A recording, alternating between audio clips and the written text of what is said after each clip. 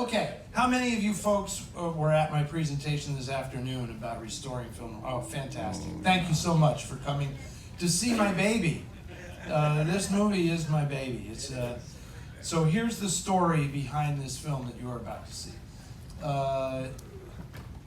In the late 1940s, Ann Sheridan was a little sick of her contract at Warner Brothers, and even though she had gone on strike earlier and wanted better roles, and Warner Brothers responded by putting her in Nora Prentice and The Unfaithful, which coincidentally is showing next weekend on Noir Alley. She eventually tired of this and wanted to break out and go freelance. What ended up happening was she signed a contract for a production deal with Fidelity Pictures, which was an independent production company run by a guy named Howard Welsh. And she is actually the uncredited silent producer of the film that you are about to see. This was originally Ann Sheridan's baby. The film got made and Universal distributed the picture, but they had no idea how to market this film. They originally called it a searing look at a modern marriage or something, but then that didn't really work, and they tried to sell it as a thriller, and that didn't really work, and it was all around a huge disappointment for Ann Sheridan, who put a lot of effort into this film. She also is kind of a silent co-writer of the picture, because in truth, she and Dennis O'Keefe made up a lot of their dialogue when they were shooting this picture on location in San Francisco. They're both very, very witty people, and they had a natural repartee and a great banter with each other. The film just fell off the face of the earth, as happens with these, what we call orphan films, because it was independently made. Universal, when the distribution deal ended, they had no reason to keep promoting it because they couldn't actually make money with it. So it just sort of disappeared. I had heard about the film, but the only thing I could ever see was a very, very murky VHS tape of the movie.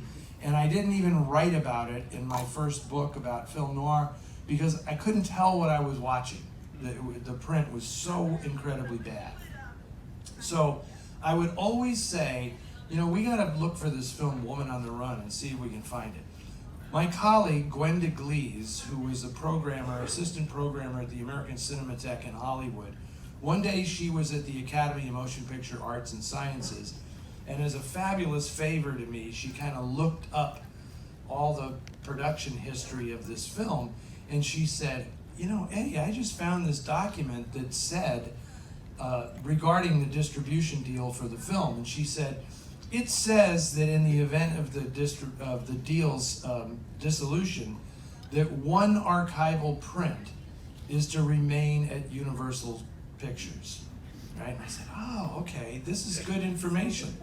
So I called the folks at Universal, a wonderful guy named Bob O'Neill, who ran the archive there, and I said, Bob, you're supposed to have this, so could you go look for it? And here's the thing that was so interesting. When Universal did their inventory and put everything in a computer database, they did not put in the films that they no longer owned, right? So there were films sitting there that they actually had in their possession that nobody was able to see on a computer database. There is no substitute, ladies and gentlemen, for actually getting off your ass and going and looking for it, right? So fortunately, we asked Bob if they could do this, and he said, yeah, we actually have this movie here, but we don't own it. So you have to get what's called a letter of indemnity that you present to the possessor of the film to say, if the actual owners of this movie appear, they'll sue me and not you, right? So I'll take that risk. And so this film, we showed this in 2003 at my inaugural Noir City Festival in San Francisco. And when I walked into the theater, we were just fingers crossed that this print is going to show up. And the projectionist said, tell Eddie when he gets here to come up to the booth. I went up to the booth and he said, you're not gonna believe this.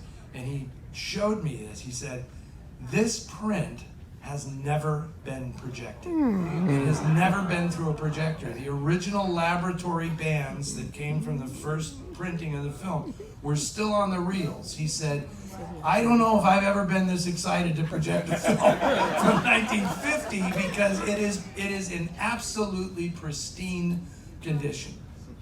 It was a revelation. That really was like one of the great days of my life, was showing this film to a packed house in San Francisco, 1,400 people in the theater, to see this movie, and it was like the rebirth of the film. Now, flash forward a little bit. In 2008, I'm in Los Angeles, coming out of my hotel room, and I look up into the sky, and there is a lot of black smoke to the north of me. Oh no. The infamous Universal Studios fire No. in 2008, which destroyed a lot of films. And the problem with that fire was it hit the circulating part of the vault. So, if I had not resurrected Woman on the Run, it would not have been in the circulating part of the vault. But it was, and it was destroyed in that fire. The only print, right? So, flash forward a few more years. I'm in London doing something, and I call up my colleagues at the British Film Institute, and I said, hey, I'm just checking in, what's going on and everything, and this fellow's name was Nigel Algar, and he says, Eddie, how would you like to test drive our new computer database? And I said, yeah, that sounds great. And he says, yeah, here's the link. It's still in beta form, we haven't really done it, but here's the link. And what do? First thing, I type in Woman on the Run, and up comes Duplicate Negative is there in the bowels of the British Film Institute, right? Okay, but here, wait till you get, I haven't gotten a good part yet. So we say, okay, we're gonna have to restore this. And so we make all the plans, I raise the money and everything, this is gonna be great. And then the word comes, there's no soundtrack. They had a beautiful camera, you know, what did I just say? They had a dupe negative, but no soundtrack. So that's when I had to say, well, you know, when I showed the film in San Francisco in 2003, I actually made a digital copy of it. Totally illegal. Totally illegal. But I said, I cannot, in good faith, send this back to a corporation that doesn't even own it, really, without making a copy first, right? So, the director, or the VP of distribution at Universal, a wonderful guy named Paul Ginsberg, but this was not the way to get off on the good foot with him, is I said, okay, look, you know, I copied it. And he said, you can't do that. How can we ever trust you again with a movie we give you? His colleague, Bob O'Neill, in the vault said, Paul, Eddie was exhibiting good stewardship of a film. Leave him alone, you know? So that digital copy became the source for the soundtrack restoration of the film. So what you are going to see today is the completely restored and resurrected Woman on the Run from the dupe neg that was in the bowels of the British Film Institute and the digital copy that I made in 2003. We're married, and Ann Sheridan lives again, I'm happy to say. And this is a fantastic film. It is remarkable because you don't hear this often with a noir film, but it's a love story. It's a fabulous love story told in reverse. You will see what I mean when you watch the movie.